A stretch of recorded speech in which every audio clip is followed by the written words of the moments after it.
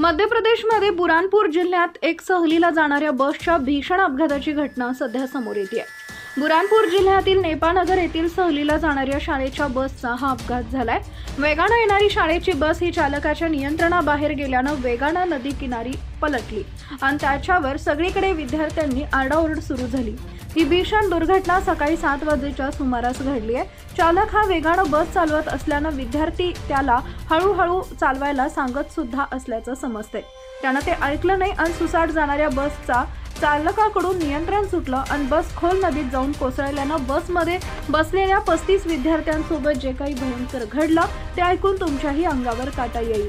बसमध्ये बसलेल्या विद्यार्थ्यांसोबत नेमकं काय घडलं ते पुढे बघा. त्या अगोदर आपल्या चॅनलवर नवीन असाल तर चॅनलला सबस्क्राईब जरूर करा, जेणेकरून अशा प्रकारच्या अपडेट्स या तुमच्यापर्यंत पोहोचत राहतील. ही दुर्घटना मध्य प्रदेशची राजधानी भोपाळपासून 300 किलोमीटर अंतरावर घडली आहे. ही बस नेपानगरमधील एका शाळेच्या सहलीसाठी विद्यार्थ्यांना घेऊन चालली होती.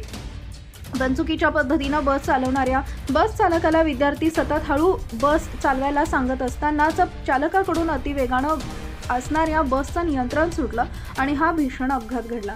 ही भीषण दुर्घटना घडल्यानंतर चालक त्या ठिकाणाहून फरार होऊन गेल्यानं पोलीस त्याला शोधत आहेत. दुर्घटना झालेल्या या बसमध्ये एकूण 35 विद्यार्थी प्रवास करत होते. यातील 20 विद्यार्थी गंभीर जखमी झाले. जखमी झालेल्या सर्व विद्यार्थ्यांना जवळच्या रुग्णालयात उपचारासाठी दाखल करण्यात आले.